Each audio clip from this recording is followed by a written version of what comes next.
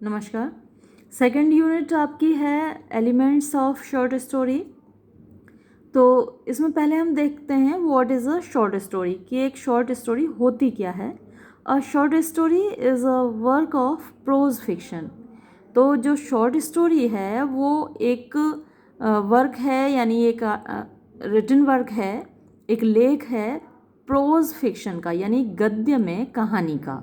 That can usually be read, जो कि प्रायः पढ़ा जा सकता है इन अ सिंगल सिटिंग, यानी एक बार बैठकर। And focuses on a single event, और ये फोकस करता है, केंद्रित होता है एक अकेली घटना पर, किसी सिंगल इवेंट पर, और सीक्वेंस ऑफ रिलेटेड इवेंट्स, या फिर कुछ घटनाएं होती हैं जो आपस में रिलेटेड यानी संबंधित होती हैं और उनका एक सीक्वेंस होता है, यानी मतलब कि वो क्रमबद्ध होती हैं। सीक्वेंस क्रम को बोलते हैं। With the aim of evoking, और उनका एम क्या होता है? इवोक मीन्स जगाना, अ सिंगल इफेक्ट और मूड। एक कोई इफेक्ट मीन्स प्रभाव, और मूड मीन्स भावावस्था, यानी भावना को जगाना या एक प्रभाव डालना उसका उद्देश्य होता है किसी भी कहानी का। Short stories are one of the most ancient forms, यानी कि जो शॉर्ट स्टोरीज हैं वो एक सबसे ज़्यादा प्राचीन फॉर्म है, रूप है ऑफ लिटरेचर, यानी साहित्य का। एंड हैव एग्जिस्टेड, और वो अस्तित्व में रही हैं short stories in the form of legends, यानी किस किस रूप में अस्तित्व में रही हैं? लीजेंड्स पौराणिक कथाएं होती हैं, मिथिक टेल्स वो भी दंत कथाएं, पौराणिक कथाएं होती हैं, धार्मिक कथाएं होती हैं।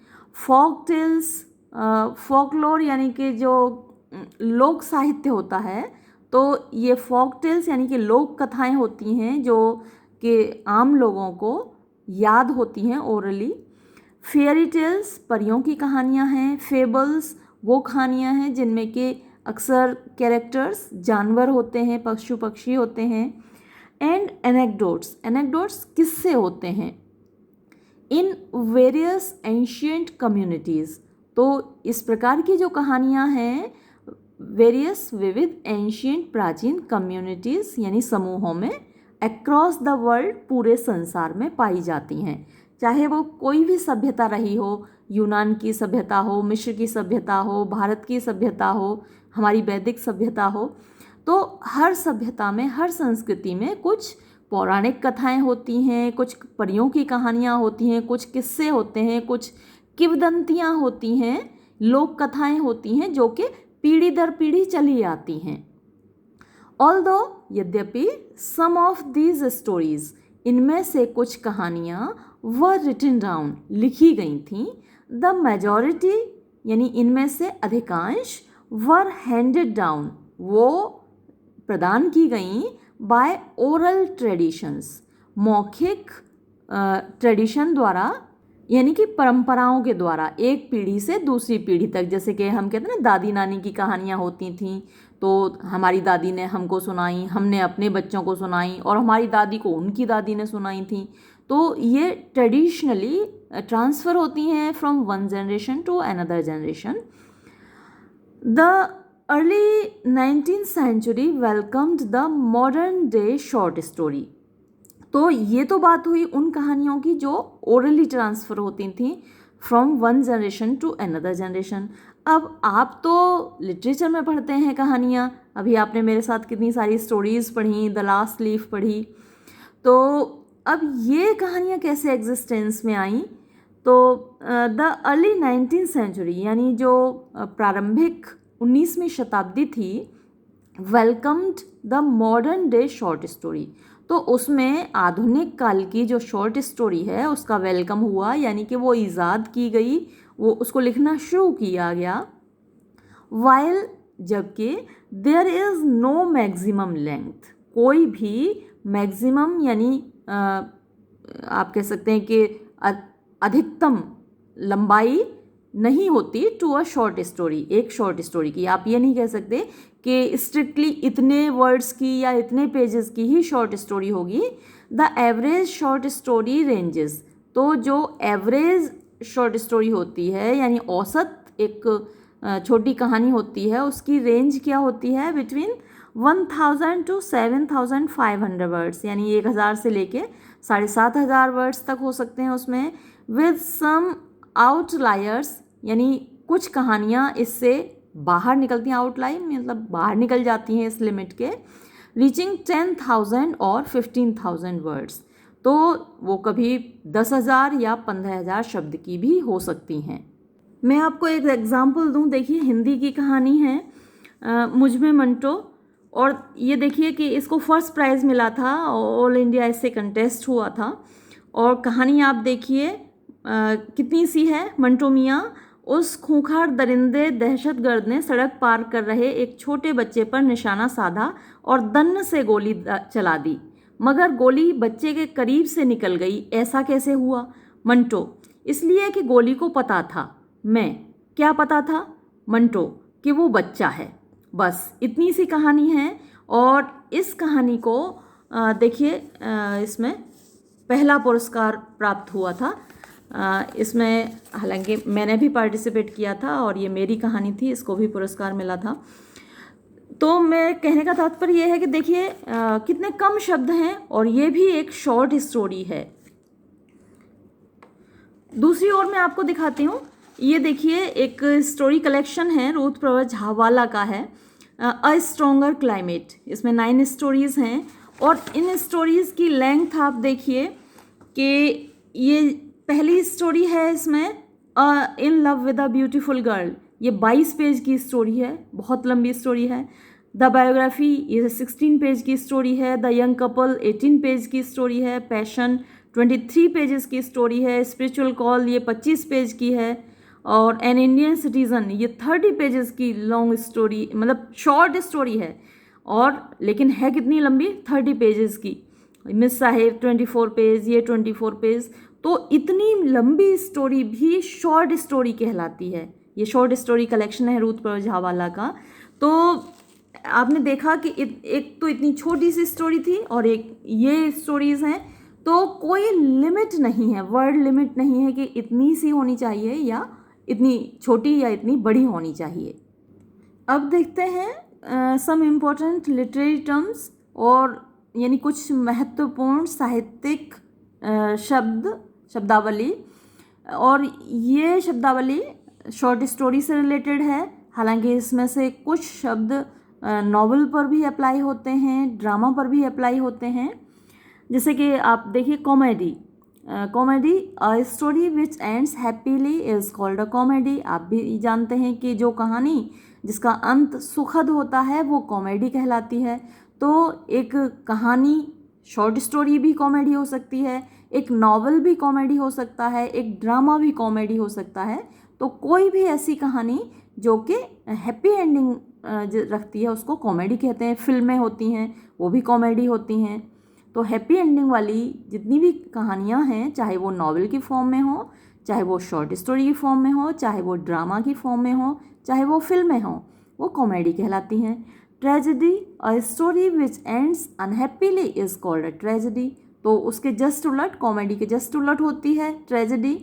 तो ट्रेजेडी ड्रामा हो सकता है, नॉवेल हो सकता है, शॉर्ट स्टोरी हो सकती है, फिल्म हो सकती है, लेकिन उसकी जो एंडिंग है वो अनहैप्पी होती है, यानी कि दुखद होती है। Plot, plot means the plan और स्कीम ऑफ द स्टोरी, यानी जो प्लान है, जो स्कीम है, जो योजना है कहानी की, जो स्ट्रक्चर है वो प्लॉट कहलाता है। आगे जब आप पढ़ेंगे तो आप अरिस्टोटल की पोइटिक्स पढ़ेंगे। एक क्रिटिकल बुक है जो अरिस्टोटल ने लिखी है और जो कि ड्रामा के बारे में है, जिसमें ट्रेजेडी को डिस्कस किया गया है। और आप डिटेल में पढ़ेंगे कि ट्रेजेडी है क्या। वहाँ इतनी छोटी सी डेफिनेशन नहीं होगी ट्रेजेडी की जो आप अभी देख रहे हैं, काफ़ी लंबी डेफिनेशन है। और उसमें अरिस्टोटल कहता है कि plot is the soul of tragedy, यानी जो ड्रामा है उसकी आत्मा होता है प्लॉट। तो प्लॉट मीन्स द प्लान और स्कीम ऑफ द स्टोरी, यानी एक योजना है, एक स्कीम है स्टोरी की, यानी कि स्ट्रक्चर है। इन अदर वर्ड्स, दूसरे शब्दों में, इट मीन्स, इसका मतलब होता है अरेंजमेंट ऑफ द इंसिडेंट्स, यानी जो इंसिडेंट्स हैं, जो घटनाएं हैं, उनका अरेंजमेंट, उनकी व्यवस्था, उनको मतलब क्रम में बांधना ऑफ द स्टोरी, यानी कहानी में जो इंसिडेंट्स हैं उनको क्रमबद्ध करना, अरेंज करना प्लॉट है। Then action, the incidents of the story, यानी कि जो घटनाएं हैं स्टोरी की, कहानी की, पुट टुगेदर, यानी उनको एक साथ रखना, are called action of the story, उसको स्टोरी का एक्शन कहा जाता है। ये आप पोइटिक्स में फिर पढ़ेंगे, जब आगे आप पढ़ेंगे क्रिटिकल थियरी पढ़ेंगे तो पोइटिक्स में आप पढ़ेंगे एक्शन क्या होता है, वहाँ डिटेल में पढ़ेंगे। Characterisation, those who take part in the action, यानी जो एजेंट्स हैं, जो व्यक्ति हैं जो पार्टेक, यानी कि जो पार्टिसिपेट करते हैं, जो भाग लेते हैं इन द एक्शन, एक्शन में, कार्य में, यानी कहानी में, of the story, are called characters, उनको पात्र कहा जाता है। They may be man and women, तो ये जो पात्र हैं, कैरेक्टर्स हैं, वो पुरुष हो सकते हैं, महिलाएं हो सकती हैं, बर्ड्स, पक्षी हो सकते हैं, एंड एनिमल्स, जानवर हो सकते हैं, और super natural beings, super natural beings में देवता हो सकते हैं, एंजल्स यानी देवदूत हो सकते हैं, भूत प्रेत हो सकते हैं, चुड़ैलें हो सकती हैं, तो ये सब सुपर नेचुरल बींग्स हैं। The writer gives each character, यानी जो लेखक है वो देता है हर पात्र को क्वालिटीज़, यानी गुण, पिक्यूलियर टू इट, जो उसके ख़ास गुण होते हैं, पिक्यूलियर ख़ास गुण होते हैं। This act is called characterisation, तो ये जो एक्ट, ये जो काम है, इसको कैरेक्टराइजेशन कहा जाता है। किस काम को?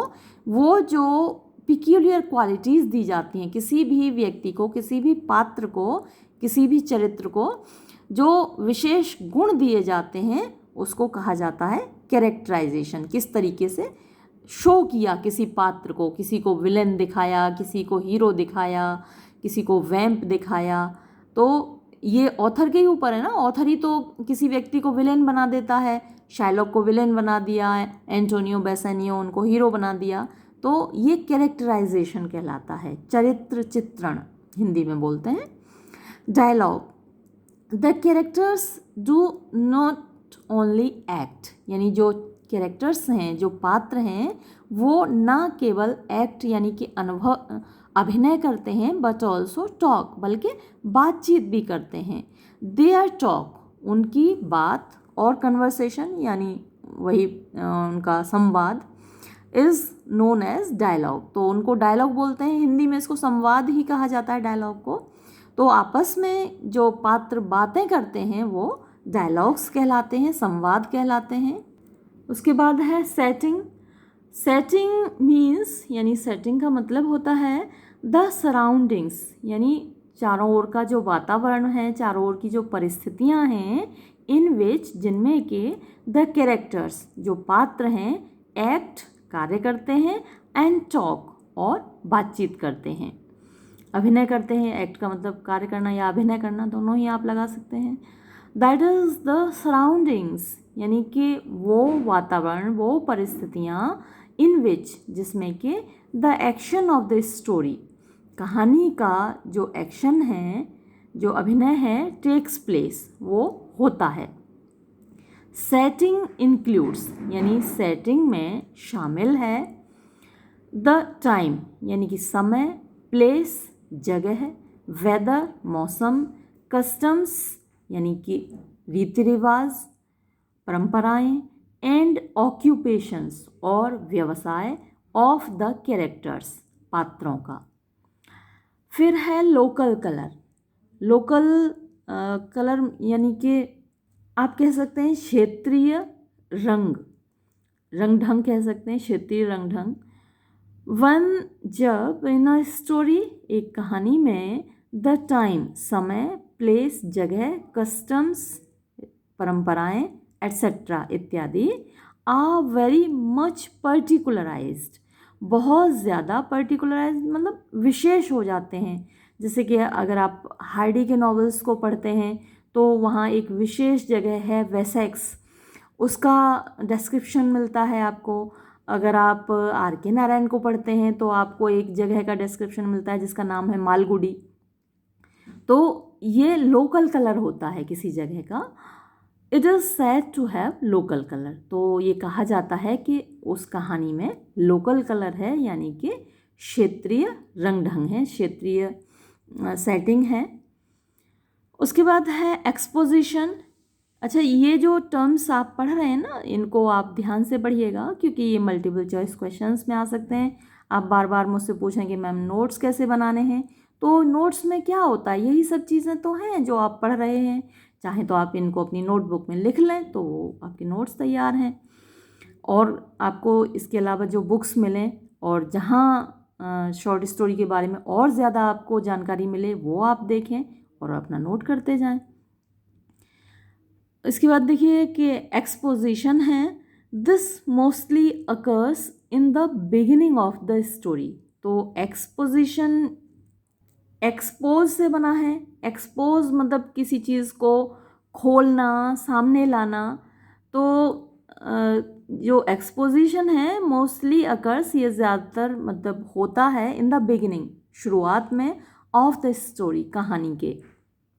इट एक्सप्लेन्स, ये व्याख्या करता है, द सर्कमस्टांस, उस परिस्थिति का, और सिचुएशंस भी मतलब सर्कमस्टांस और सिचुएशन दोनों का ही मतलब है, परिस्थितियों का वर्णन करता है। From which the action takes place, यानी जिनमें से एक्शन निकलता है, एक्शन पैदा होता है, यानी किन परिस्थितियों से वो कहानी निकली, वो एक्सपोजिशन में जाहिर होता है। देन डेवलपमेंट है, यानी कि विकास होता है, कहानी विकसित होती है, आगे बढ़ती है। This forms the principal body of a story, तो डेवलपमेंट फॉर्म्स बनाता है द प्रिंसिपल बॉडी, यानी मुख्य जो भाग है ऑफ अ स्टोरी, एक कहानी का। तो जो कहानी का मेन पार्ट है, जो बीच का पूरा भाग है, वो कहलाता है development. Development means the growth of the action, तो विकास का मतलब हुआ कि जो एक्शन है, जो कहानी है, उसकी ग्रोथ, उसका आगे बढ़ना। तो एक्सपोजिशन से वो शुरू होती है और डेवलपमेंट में वो आगे बढ़ती है, डेवलप होती है, विकसित होती है। उसके बाद है कॉन्फ्लिक्ट। कॉन्फ्लिक्ट संघर्ष। कॉन्फ्लिक्ट मीन्स स्ट्रगल, यानी कॉन्फ्लिक्ट का मतलब है संघर्ष और क्लैश या फिर टकराव। इट में अकर, ये हो सकता है, बिटवीन, बीच में, टू पर्सन्स, दो व्यक्तियों के, और टू पार्टीज, या दो पार्टियों के, दो दलों के बीच में। इट में ऑल्सो अकर, ये हो सकता है between opposed principles. Opposed means एक दूसरे का विरोध करने वाले, प्रिंसिपल्स सिद्धांत। तो दो विरोधाभासी सिद्धांतों के बीच में भी संघर्ष हो सकता है। दिस टाइप ऑफ कॉन्फ्लिक्ट, यानी इस प्रकार का संघर्ष, इज कॉल्ड, कहलाता है, एक्सटर्नल कॉन्फ्लिक्ट, यानी कि बाहरी संघर्ष। इट इज कॉल्ड, इसको कहा जाता है, इंटरनल कॉन्फ्लिक्ट, यानी कि आंतरिक संघर्ष, व्हेन, जब, इट टेक्स प्लेस, ये होता है, इन द माइंड, यानी कि मस्तिष्क में। तो आपके मस्तिष्क में जो संघर्ष चलता है, मैं ये काम करूं कि ना करूं, इस व्यक्ति का साथ दूं या ना दूं, कोई क्राइम हुआ है, मैं उसमें गवाही दूं या ना दूं, तो ये जो संघर्ष होता है, ये क्या होता है, इंटरनल कॉन्फ्लिक्ट। तो takes place in the mind of the chief character, जो मुख्य पात्र होता है कहानी का, उसके दिमाग में ये संघर्ष चलता है, between what he does and what he feels he ought to do. तो ये किसके बीच में होता है, बिटवीन वॉट ही डज, जो वो करता है, एंड वॉट ही फील्स, जो वो महसूस करता है, ही ought टू डू, उसको करना चाहिए, यानी उसको क्या करना चाहिए, क्या नहीं करना चाहिए, ये उसके माइंड में चलता है। अच्छा, एक चीज़ उन्होंने कही कि इन the mind of the chief character, तो ज़रूरी नहीं कि चीफ कैरेक्टर के ही माइंड में संघर्ष चले, माइनर कैरेक्टर्स के माइंड में भी संघर्ष चल सकता है। तो इंटरनल कॉन्फ्लिक्ट या एक्सटर्नल कॉन्फ्लिक्ट आपको क्लियर हो गए होंगे। Complication, this means rising action, यानी कॉम्प्लिकेशन का मतलब होता है एक्शन जब आगे बढ़ता है, राइज करता है, ऊपर उठता है। ड्यूरिंग दिस स्टेज, यानी इस स्तर पर, इस स्टेज पर, इसके दौरान द एक्शन, जो एक्शन है, जो कहानी है, प्रोग्रेसेस, आगे बढ़ती है, एंड ग्रोज, और हो जाती है मोर इन्वॉल्व्ड, ज़्यादा इन्वॉल्व मतलब लोगों को अपने में समेटने वाली, एंड कॉम्प्लिकेटेड, और ये क्या है, जटिल हो जाती है, कहानी जटिल होती चली जाती है, जो इंसिडेंट्स हैं वो जटिल होती चली जाती हैं, तो वो हिस्सा कहानी का क्या कहलाता है, कॉम्प्लिकेशन। देन क्लाइमैक्स, तो क्लाइमैक्स दिस मीन्स, इसका मतलब होता है अपेक्स, यानी कि चोटी, टॉप, शिखर, और पीक, यानी इन सब का मतलब है शिखर, चोटी। हियर, यहाँ पर द एक्शन राइजेस, जो कथानक है वो उठता है टू द हाईएस्ट पिच, सर्वाधिक ऊंचाई पर। उसके बाद क्लाइमैक्स के बाद आता है क्राइसिस, दिस मीन्स, इसका मतलब है अ टर्निंग पॉइंट, यानी एक घुमाव। Climax is followed by crisis, यानी क्लाइमैक्स के बाद क्राइसिस आता है। Here the action takes a turn, यहाँ जो कथानक है, जो एक्शन है, वो एक मोड़ लेता है, फॉर द बेटर और द वर्स, तो बेटर यानी बेहतर की ओर, या वर्स या बदतर की ओर। तो बेटर की ओर जब टर्न लेता है, इसका मतलब वो कॉमेडी है, और वर्स यानी कि बदतर की तरफ जब मोड़ ले लेता है कथानक, इसका मतलब वो ट्रेजेडी है। देन डेनूमा, तो जो डेनूमा है, दिस टर्म मीन्स, इस शब्द का मतलब है फॉलिंग एक्शन, यानी अभी तो देखिए एक्शन राइज हुआ था, जो कॉम्प्लिकेशन है उसमें एक्शन राइज किया, और डेनूमा में एक्शन नीचे की ओर गिरता है। कॉम्प्लिकेशन के बाद क्लाइमैक्स आया, क्लाइमैक्स के बाद क्राइसिस आया, और क्राइसिस के बाद वो एक्शन का डाउनफॉल शुरू हो जाता है। तो ये आपको टर्म्स याद रखने हैं कि कॉम्प्लिकेशन राइजिंग एक्शन है और डेनूमा फॉलिंग एक्शन है, उसका जस्ट अपोजिट है, कॉम्प्लिकेशन का जस्ट अपोजिट डेनूमा है। मल्टीपल चॉइस क्वेश्चंस में आपसे पूछा जा सकता है, और ये क्वेश्चन आप बहुत बार पूछ रहे हैं मुझे कि मैम पैटर्न क्या होगा एग्ज़ाम का। तो देखिए, मल्टीपल चॉइस क्वेश्चंस भी आ सकते हैं और डेस्क्रिप्टिव भी हो सकता है।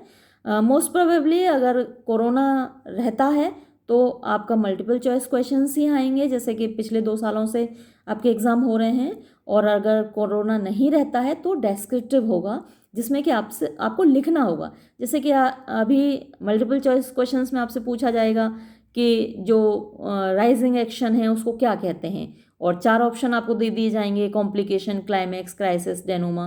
तो आपको उसमें निशान लगाना है, टिक करना है कि राइजिंग एक्शन है। लेकिन यही अगर डेस्क्रिप्टिव हुआ तो आपसे कहा जाएगा कि शॉर्ट आंसर टाइप क्वेश्चंस में मान लीजिए पूछ लिया गया व्हाट इज डेनूमा, तो आपको बताना है this term means following action, कि इसका मतलब होता है कि एक्शन का, कथानक का, कहानी का नीचे की ओर जाना। ड्यूरिंग द डेनूमा, यानी डेनूमा के दौरान, द कॉम्प्लिकेशन, जो जटिलता है, इज रिजॉल्व्ड, वो रिजॉल्व हो जाता है, सॉल्व हो जाता है, उसका निष्कर्ष निकल आता है, एंड रिमूव्ड, और वो समाप्त हो जाता है, कॉम्प्लिकेशन समाप्त हो जाता है। द स्टोरी मूव्स, यानी कहानी बढ़ती है, टुवर्ड्स इट्स एंड, अपने अंत की ओर। और अब है सॉल्यूशन और कैटास्ट्रॉफी। अभी तक जो आप एलिमेंट्स पढ़ते आ रहे थे, चाहे वो प्लॉट था, एक्शन था, कैरेक्टराइजेशन था, डायलॉग था, setting, local colour, exposition, development, conflict, complication, climax, crisis, denouement, ये सब आपने पढ़ा। ये दोनों ही टाइप की स्टोरीज़ में हो सकते हैं, चाहे वो कॉमेडी हो या ट्रेजेडी। लेकिन अब ये देखिए solution, it occurs at the end of the story. तो ये जो सॉल्यूशन है ये होता है एट द एंड, अंत में, ऑफ द स्टोरी, उस कहानी के, विच एंड्स हैप्पीली, जिसका अंत सुखद होता है, यानी कि कॉमेडी में। तो सॉल्यूशन जो है वो कॉमेडी के एंड में होता है, जो भी प्रॉब्लम्स हैं वो सारी सॉल्व हो जाती हैं और एंडिंग होती है हैप्पीली। इट डिसाइड्स, ये निश्चय करता है, द फेट, भाग्य, ऑफ द कैरेक्टर्स, यानी पात्रों का, फेवरेबली, अनुकूल रूप से, यानी जो अच्छे कैरेक्टर्स हैं उनके साथ अच्छा होता है, बुरे के साथ बुरा होता है। तो ये फेवरेबली समस्याएं सॉल्व हो जाती हैं कॉमेडी में, तो सॉल्यूशन। अच्छा, अब ये जो टर्म है कैटास्ट्रॉफी, ये कहाँ होता है? इट अकर्स, ये होता है एट द एंड, अंत में, ऑफ द स्टोरी, उस कहानी के, विच एंड्स, जिसका कि अंत होता है अनहैप्पीली, दुखद रूप से। इट डिसाइड्स, ये निश्चय करता है, द फेट, भाग्य का, ऑफ द कैरेक्टर्स, पात्रों का, अनफेवरेबली, यानी जब फेवरेबली होता है, यानी हीरो को हीरोइन मिल गई, सब कुछ अच्छा हो गया, तो वो फेवरेबल एंडिंग होती है और वो सॉल्यूशन होता है। लेकिन यहाँ एंडिंग होती है अनफेवरेबली, यानी हीरो को हीरोइन नहीं मिली, दोनों की डेथ हो गई, दोनों ने सुसाइड कर लिया, या ऐसी कुछ एंडिंग होती है, मर्डर हो गया, तो वहाँ होता है कैटास्ट्रॉफी, ये ट्रेजेडी में होता है। तो अब देखते हैं elements of a short story. Let us discuss the basic elements of a short story. तो जो मौलिक तत्व हैं एक शॉर्ट स्टोरी के, वो क्या हैं? पहला है सेटिंग। सेटिंग मतलब जो दृश्य होता है, जो परिदृश्य होता है, जो बैकग्राउंड होती है स्टोरी की। Setting refers to the time. तो जो सेटिंग है उसका मतलब है कि रेफर करता है वो समय को, उसका मतलब है समय, एंड प्लेस, और स्थान, ऑफ अ स्टोरी, एक कहानी का, मतलब एक कहानी कहाँ पर और किस समय पर सेट है, स्थापित है, तो वो होती है उसकी setting. It initiates the main backdrop.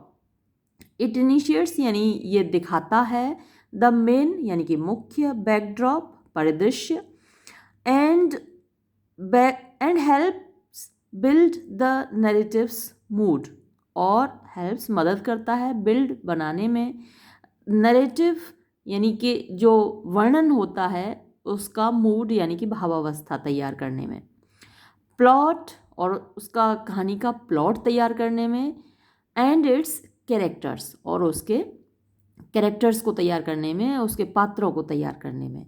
A setting एक परिदृश्य, कैन बी हो सकता है, अ रियल टाइम पीरियड यानी कि एक वास्तविक समय अवधि, एंड जियोग्राफिक लोकेशन या फिर एक भौगोलिक लोकेशन हो सकती है, दृश्य हो सकता है, और इट कैन बी या फिर ये हो सकता है अ फैंटासी वर्ल्ड।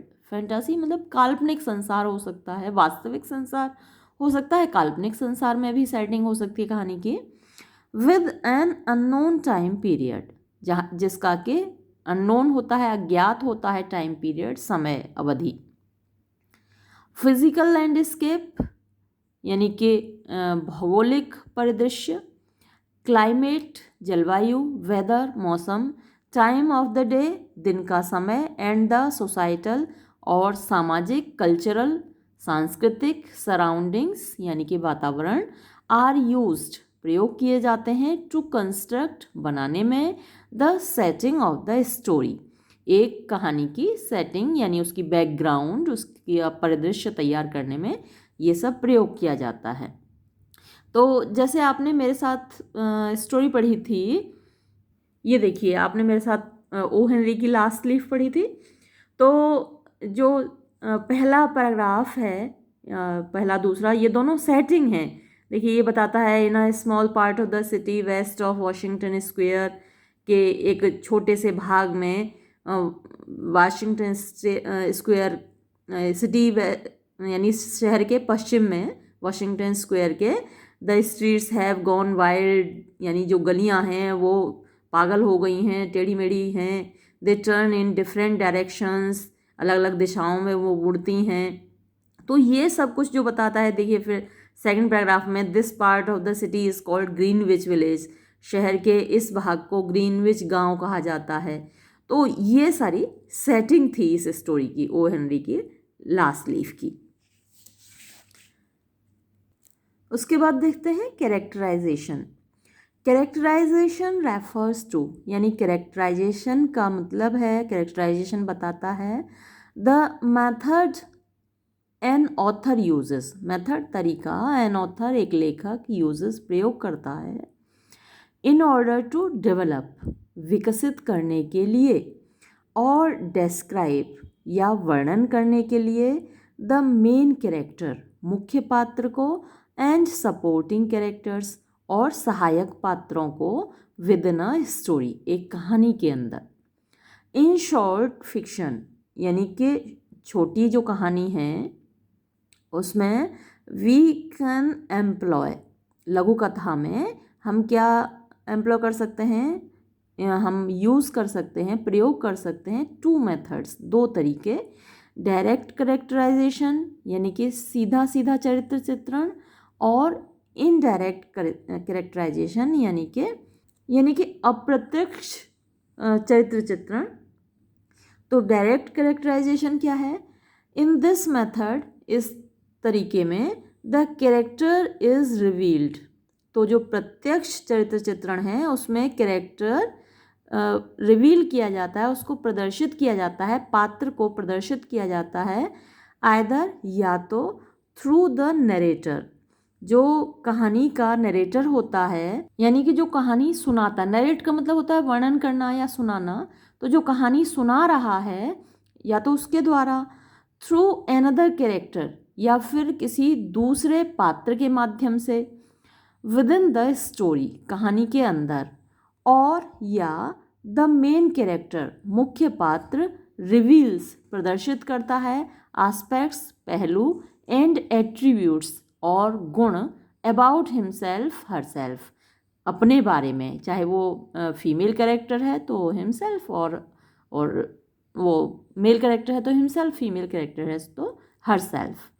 दूसरा इनडायरेक्ट कैरेक्टराइजेशन यानी अप्रत्यक्ष चरित्र चित्रण, इसमें क्या होता है, इन दिस मेथड, इस तरीके में, द कैरेक्टर इज रिवील्ड, यानी जो चरित्र है वो प्रदर्शित होता है, थ्रू द थॉट्स विचारों के द्वारा, फीलिंग्स भावनाओं के द्वारा, and actions in of the character, और जो पात्र के क्रियाकलाप हैं उनके द्वारा। यानी कि इस तरीके के कैरेक्टराइजेशन में कैरेक्टर का डायरेक्ट वर्णन नहीं होता, जैसा कि डायरेक्ट कैरेक्टराइजेशन में, प्रत्यक्ष चरित्र चित्रण में क्या होता है कि या तो ऑथर या फिर जो कहानी को सुनाने वाला है, नरेटर कथावाचक जो है, वो बताता है किसी कैरेक्टर के बारे में कि ये जो पात्र है ये अच्छा है, बुरा है, ईमानदार है, गुस्सेबाज है, निर्दयी है, दयालु है। तो ये सारा वर्णन किया जाता है या तो जो कहानी सुना रहा है नरेटर उसके द्वारा या फिर किसी कैरेक्टर के द्वारा। और दूसरा ये जो इनडायरेक्ट कैरेक्टराइजेशन है, इसमें क्या होता है कि थॉट्स के द्वारा, यानी विचारों, दिमाग में जो विचार चल रहे हैं वो बताए जाते हैं। तो जब विचार बताए जा रहे हैं किसी के बारे में, किसी के विचार कैसे हैं, तो उससे कैरेक्टर रिवील होता है, उससे चरित्र का पता चलता है। फीलिंग्स भावनाएं, किसी के अंदर दया की भावना है तो वो दयालु कैरेक्टर हुआ, किसी के अंदर निर्दयता की भावना है तो वो निर्दयी कैरेक्टर हुआ। और इसी तरीके से एक्शंस, तो एक्शंस भी आपके डिसाइड करते हैं, आप जो कार्य करते हैं उससे आपका चरित्र दिखाई देता है। तो यहाँ भी कहानी में ऐसा होता है कि एक्शंस बताते हैं कि कैरेक्टर कैसा है, पात्र कैसा है।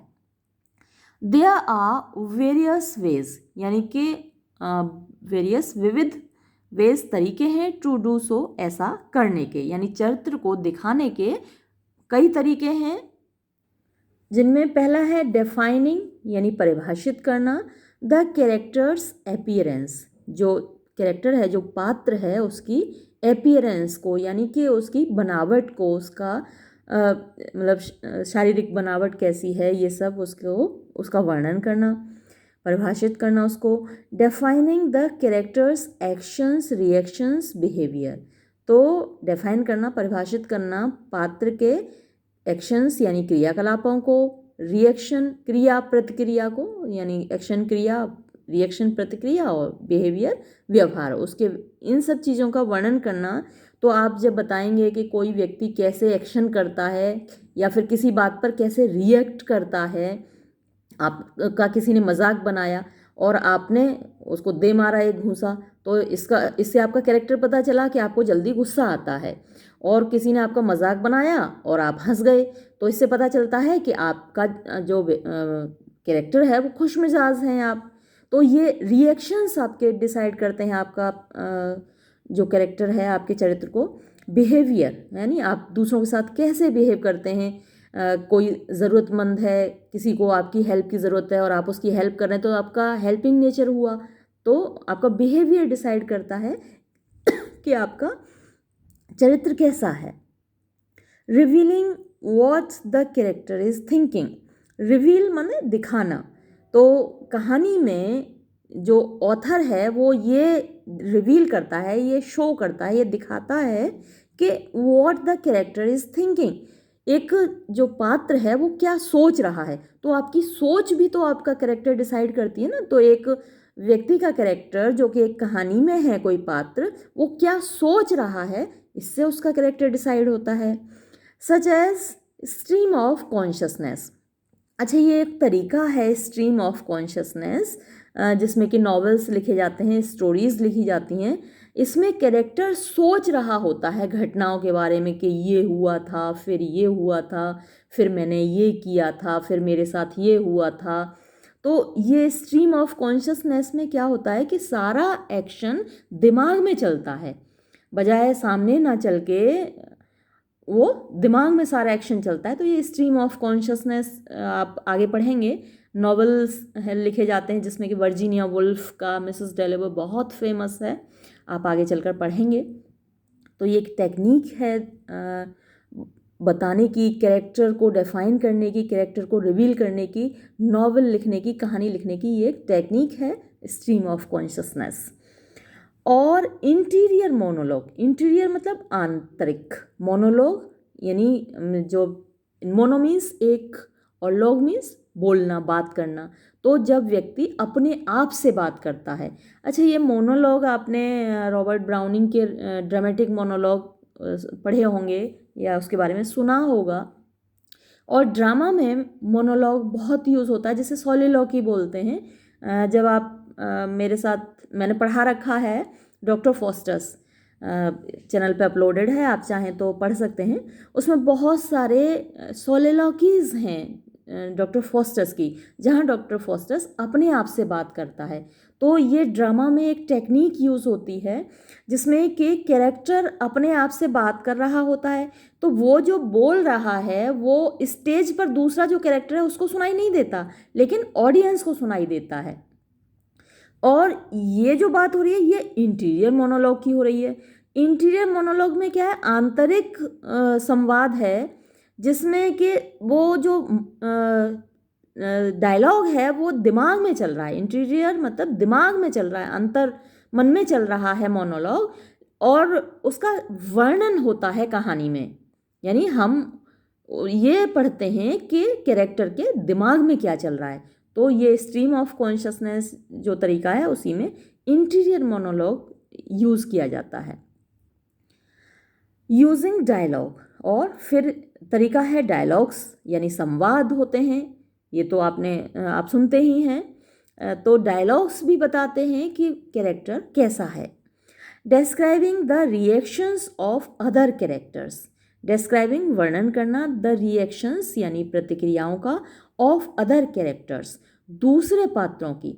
तो दूसरे आपके बारे में क्या कहते हैं, इससे भी आपके चरित्र का पता चलता है। अगर आप ईमानदार हैं, अगर आप अच्छे हैं, आपका बिहेवियर दूसरों के प्रति मदद करने वाला है, प्रेम से भरा हुआ है, आप किसी से लड़ते झगड़ते नहीं, धर्म जाति के आधार पर किसी से नफरत नहीं करते हैं, तो दूसरे लोग निश्चय ही आपके बारे में अच्छा बोलेंगे। एक दो लोग होते हैं भाई आपके बारे में 90 लोग अच्छा बोलते हैं तो 10 लोग ख़राब भी बोलते हैं, क्योंकि आप सभी को खुश तो नहीं कर सकते ज़माने में। तो लेकिन दूसरों के रिएक्शंस भी आपके चरित्र को डिसाइड करते हैं। तो ऐसे ही कहानी में एक तरीका ये भी है कि जो कहानी लिखने वाला है, ऑथर है, वो दूसरों के रिएक्शंस शो करता है और इससे किसी पात्र का कैरेक्टर पता चलता है। अब देखते हैं कि कैरेक्टर्स होते किस किस तरीके के हैं। सेंट्रल कैरेक्टर यानी एक मुख्य किरदार और मेन कैरेक्टर। सेंट्रल कैरेक्टर और मेन कैरेक्टर दोनों का एक ही मतलब है, यानी कि मुख्य किरदार। और प्रोटैगोनिस्ट, उसके लिए एक शब्द यूज़ किया जाता है प्रोटैगोनिस्ट, मुख्य किरदार के लिए। इज़ एन एसेंशियल एलिमेंट, एक आवश्यक तत्व होता है इन अ शॉर्ट स्टोरी, एक लघु कथा में। मोस्ट शॉर्ट स्टोरीज, ज़्यादातर लघु कथाएँ, ऑल्सो इंक्लूड, शामिल करती हैं, वन और टू सेकेंडरी कैरेक्टर्स, एक या दो जो दूसरे कैरेक्टर्स हैं, दूसरे पात्र हैं, उनको भी, या सहायक पात्र कह सकते हैं उनको, जैसे साइड हीरोइन होती है, सहायक अभिनेत्री होती है। The characters in a short story, यानी जो पात्र हैं एक लघु कथा में, कैन बी क्लासिफाइड, उनको क्लासिफाई किया जा सकता है, उनको रखा जा सकता है कई सेक्शंस में। In the types mentioned below, तो जो नीचे वर्णित हैं इन टाइप्स में बांटा जा सकता है। सबसे पहला है प्रोटैगोनिस्ट। प्रोटैगोनिस्ट याद रखिएगा किसको बोलते हैं, मुख्य किरदार को प्रोटैगोनिस्ट बोलते हैं, यानी हीरो या हीरोइन, उसको बोला जाता है प्रोटैगोनिस्ट, मुख्य पात्र। A protagonist is a story's lead character, तो जो मुख्य पात्र होता है एक कहानी का उसको प्रोटैगोनिस्ट बोलते हैं। The protagonist is the central character, तो प्रोटैगोनिस्ट मुख्य किरदार होता है ऑफ द स्टोरी, कहानी का। ही और शी, वो फीमेल भी हो सकती है, मेल भी हो सकता है, मेक्स द इम्पॉर्टेंट चॉइसेस, वो महत्वपूर्ण चुनाव करता है, मतलब जो वो काम करता है, जो डिसाइड करता है करने के लिए, तो वो उसकी चॉइसेस होती हैं, तो वो महत्वपूर्ण चॉइसेस होती हैं, वही आगे चलकर डिसाइड करती हैं कि उसके साथ क्या होगा। यानी उसकी चॉइसेस अगर बुद्धि विवेक से पूर्ण होती हैं तो परिणाम अच्छा निकलता है, और कभी कभी उसका बुद्धि विवेक काम नहीं करता तो ट्रेजेडी हो जाती है। तो वो इम्पॉर्टेंट चॉइसेस होती हैं, वो करता क्या है, उसके एक्शंस डिसाइड करते हैं। एंड सफ़र्स, और वो कष्ट पाता है यानी भोगता है, द कंसिक्वेंसेस, परिणाम, ऑफ दोज डिसीजंस, उन निर्णयों के, यानी वो जो चॉइसेस जो चूज़ करता है काम करने के लिए, तो उन डिसीजंस के, उन निर्णयों के परिणाम वो खुद ही भोगता है। द प्रोटैगोनिस्ट, तो जो मुख्य किरदार है, इज द मेन कैरेक्टर, वो मुख्य पात्र है, who drives the plot along, जो कि प्लॉट को यानी कहानी को आगे बढ़ाता है, खींच कर ले जाता है। And is frequently the one, और फ्रीक्वेंटली प्रायः द वन, वो व्यक्ति होता है, हु फेसेस, जो कि सामना करता है, द मोस्ट इम्पॉर्टेंट, सबसे ज़्यादा महत्वपूर्ण चैलेंजेस, चुनौतियों का। यानी एक कहानी में, एक नॉवल में, उपन्यास में या एक ड्रामा में जो मेन कैरेक्टर है सारी चुनौतियों का सामना ज़्यादातर वही करता है। फिर है एंटेगोनिस्ट, वो प्रोटैगोनिस्ट का जस्ट अपोजिट है, यानी लीड कैरेक्टर ये भी है, लीड कैरेक्टर ये भी है एंटेगोनिस्ट, लेकिन वो हीरो है या हीरोइन है, इधर विलेन है या वैम्प है, तो उसको कहते हैं एंटेगोनिस्ट। ये टर्म्स आपको बहुत अच्छे से याद करने हैं, नोट कर लीजिएगा कहीं अपनी नोटबुक पर। फिर आप कहते हैं मैम नोट्स कैसे बनाएं, ये जितनी भी चीज़ें मैं बता रही हूँ आप अपनी एक नोटबुक रखिए और उनमें लिखते जाइए। Antagonist, the antagonist is the entity और फोर्स, तो जो एंटेगोनिस्ट है वो एंटिटी है, कोई चीज़ है, कोई ताकत है, फोर्स है, that drives the protagonist to evolve and develop. That drives, जो कि मजबूर करती है, वो एक ऐसी ताकत है, वो किसी भी रूप में हो सकती है, यानी तभी तो उसको एंटिटी या फोर्स बोला है। एंटेगोनिस्ट कभी कभी कोई व्यक्ति नहीं होता, भाग्य होता है, देवी देवता होते हैं।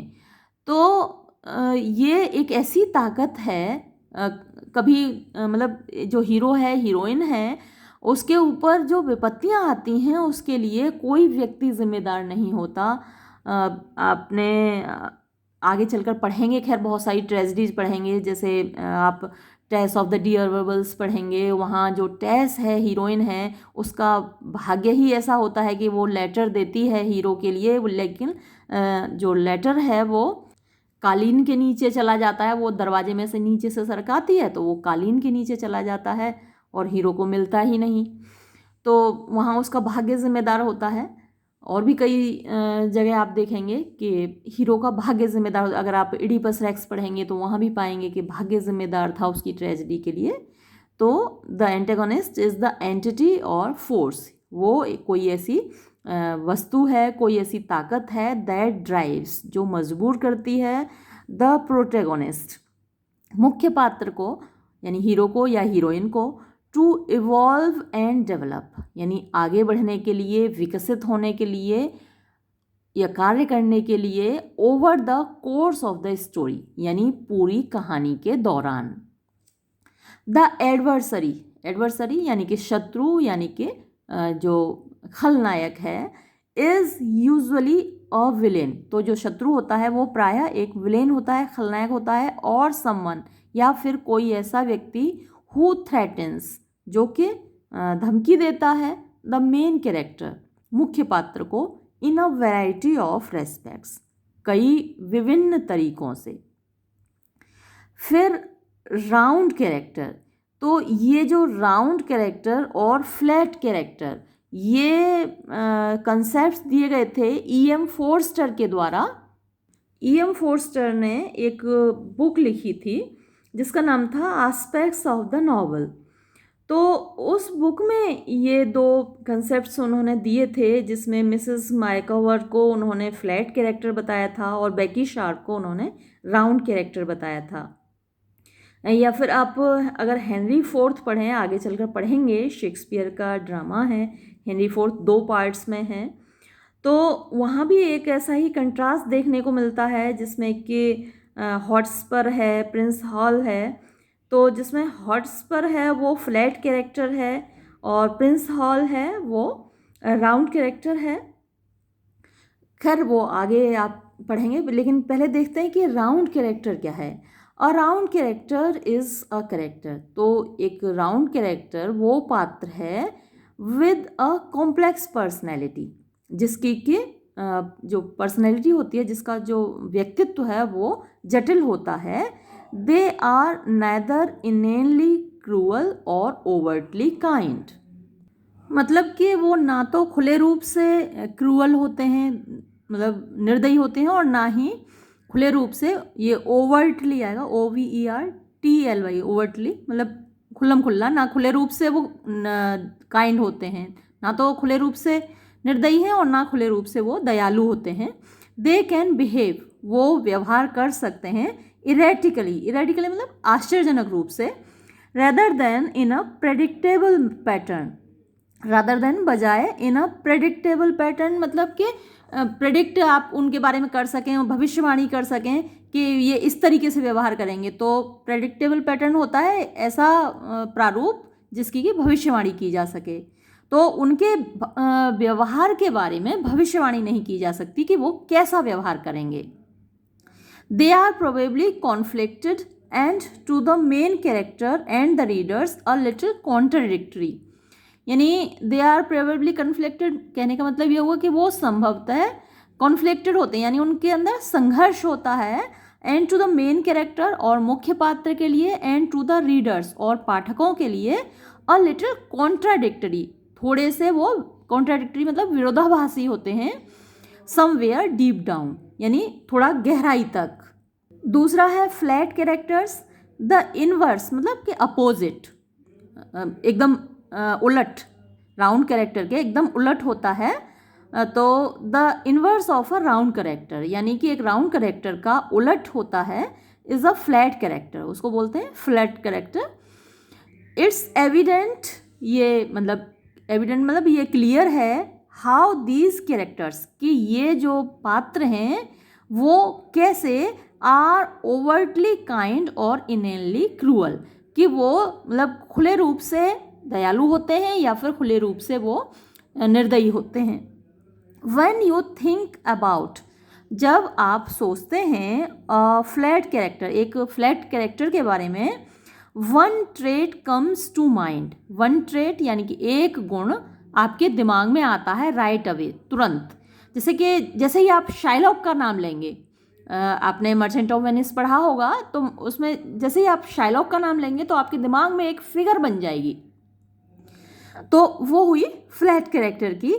And that characteristic would ultimately describe who they are, और वो जो कैरेक्टरिस्टिक है, वो जो क्वालिटी है, वो डिसाइड करती है, अल्टीमेटली डिस्क्राइब, वो मतलब वर्णन करेगी कि हु दे आर, कि वो हैं कौन, in relation to the complexity of a round character, यानी एक जो राउंड कैरेक्टर है उसकी जटिलता के opposite a flat character is straightforward. तो जो फ्लैट कैरेक्टर है वो स्ट्रेट फॉरवर्ड मतलब कि सीधा सपाट होता है, एंड क्लियर और स्पष्ट होता है। शॉर्ट में आप एक चीज़ नोट कर लीजिए अपनी नोटबुक में, अगर ये इतना सारा आप याद ना रख पाएँ राउंड कैरेक्टर और फ्लैट कैरेक्टर के बारे में, तो एक चीज़ आप लिख लीजिए कि अ flat character does not change while a round character changes, develops या अल्टर्स। तो कहानी के दौरान, पूरी कहानी शुरू से लेके आखिर तक, जो फ्लैट कैरेक्टर है वो चेंज नहीं होता है, जैसा है वैसा ही रहता है, जबकि जो राउंड कैरेक्टर है वो डेवलप होता है, उसमें ऑल्टरेशन होता है, उसमें चेंज होता है, उसमें परिवर्तन होता है। तो ये चीज़ आप नोट कर लीजिए, लिख लीजिए। फिर हम आते हैं डायनेमिक और स्टैटिक कैरेक्टर्स पर।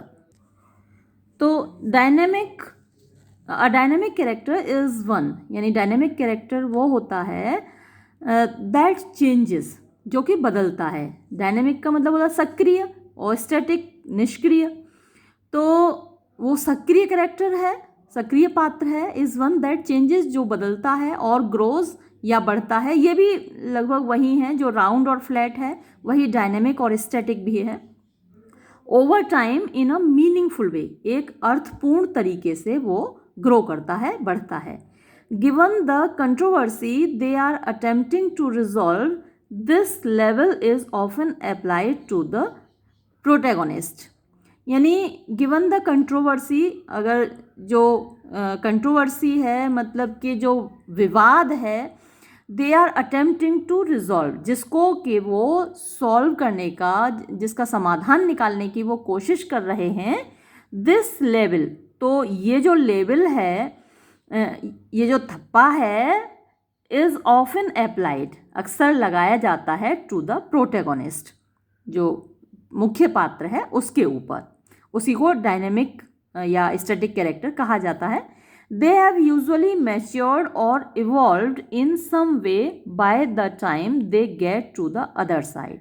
तो दे हैव यूजुअली यानी कि वो प्रायः मैच्योर हो जाते हैं, वयस्क हो जाते हैं, और इवॉल्व्ड या विकसित हो जाते हैं, इन सम वे किसी न किसी तरीके से, बाय द टाइम उस समय तक, they get to the other side वो दूसरी ओर पहुंचते हैं। यानी कहानी जब शुरू से अंत तक पहुंचती है तो ये जो डायनेमिक कैरेक्टर्स हैं ये मैच्योर हो जाते हैं, ये वयस्क हो जाते हैं, इनमें एक मजबूती आ जाती है, इनमें एक पावर आ जाती है। दूसरी तरफ है स्टैटिक कैरेक्टर, ये बिल्कुल अपोजिट डायनेमिक के हैं। अ स्टैटिक कैरेक्टर जो एक स्थिर पात्र है, अनलाइक अ डायनेमिक कैरेक्टर, यानी कि जो सक्रिय पात्र है उसके जस्ट एकदम विपरीत, डज नॉट ऑल्टर, नहीं बदलता, ओवर टाइम, समय के साथ। परहैप्स शायद ही इज़ द फादर और कोच, वो कभी कभी फादर होता है या कोच होता है, यानी टीचर होता है, प्रशिक्षक होता है, ऑफ द मेन कैरेक्टर, मुख्य पात्र का। जैसे कि आप देखते हैं जेसिका का फादर है शार्लॉक, तो वो चेंज नहीं होता। तो ये अक्सर पिता होते हैं या कोच होते हैं मेन कैरेक्टर के, मुख्य पात्र के। दे कुड बी इंटेलिजेंट, हो सकता है कि वो इंटेलिजेंट हों, बुद्धिमान हों। एब्रेसिव, एब्रेसिव मतलब कि सुधार करने वाला, पॉलिश करने वाला। एंड एनलाइटनिंग, और एनलाइटनिंग मतलब ज्ञान देने वाला। ऑन अ रेगुलर बेसिस मतलब लगातार, जैसे पिता होते हैं, टीचर होते हैं, तो ये क्या करते हैं, लगातार आपको ज्ञान देते रहते हैं, आपको पॉलिश करते रहते हैं। लेकिन इनके कुछ चीज़ें होती हैं जो बदलती नहीं हैं, और इसी वजह से क्या होता है कि कुछ टाइम बाद जनरेशन गैप आ जाता है और संघर्ष होने लगते हैं। तो ये उनकी खास क्वालिटी होती है, इसलिए इनको स्टैटिक कैरेक्टर्स कहा जाता है। आपके माता पिता समय के साथ बदलते नहीं हैं, तो अक्सर झगड़े होते रहते हैं। The term peripheral character is often use to describe static characters. तो ये एक और टर्म है पेरिफेरल कैरेक्टर। इस टर्म को, इस शब्द को भी अक्सर प्रयोग किया जाता है किसका वर्णन करने के लिए, स्टैटिक कैरेक्टर्स का वर्णन करने के लिए। अब ये पेरिफेरल, देखिए पेरीफेरी क्या होती है, एक परिधि होती है। जैसे कि आप कोई सर्कल बनाते हैं तो उसकी एक परिधि होती है, उसको पेरीफेरी बोलते हैं। तो ये जो स्टैटिक कैरेक्टर्स हैं इनकी एक परिधि है, उससे बाहर वो नहीं निकलते। जैसे अब हम लोग मैच्योर हो गए तो हमारी क्या एक परिधि बन गई है, हम लोगों की जो सोच है वो एक तरीके से लिमिटेड हो जाती है, सीमित हो जाती है, हम उससे बाहर निकलना नहीं चाहते। जबकि जो नई जनरेशन है वो आगे बढ़ना चाहती है, वो बाहर निकलना चाहती है, वो आज़ादी चाहती है। तो ये जो स्टैटिक कैरेक्टर्स हैं इनको इसलिए पेरीफेरल कैरेक्टर कहा जाता है कि इन्होंने अपनी एक पेरीफेरी बांध रखी है, अपनी एक परिधि बांध रखी है, अपनी एक सीमा रेखा बांध रखी है। तो मुझे लगता है कि इस वीडियो में यहीं तक रहने दें, काफ़ी बड़ा हो जाएगा वीडियो। आपकी 4th, 5th और 6th यूनिट कंप्लीट हो चुकी हैं। फर्स्ट यूनिट पर भी एक वीडियो बनाया है, ये सेकंड यूनिट पे है एक वीडियो। अब आप लोगों की रिक्वेस्ट कभी किसी यूनिट के लिए आती है, कभी किसी यूनिट के लिए आती है, तो बेटा आप, मेरे लिए पॉसिबल नहीं हो पा रहा है सबकी रिक्वेस्ट पूरी करना, लेकिन मैं आपका मैक्सिमम कराने की कोशिश करूँगी और कोशिश करूँगी कि पूरा ही सिलेबस करा दूँ। तो थोड़ा धैर्य रखिए और थोड़ा आप लोग मेरा साथ दीजिए, बुक्स खरीद लीजिए और ख़ुद भी पढ़िए। ठीक है, इस वीडियो को यहीं समाप्त करते हैं। Thank you.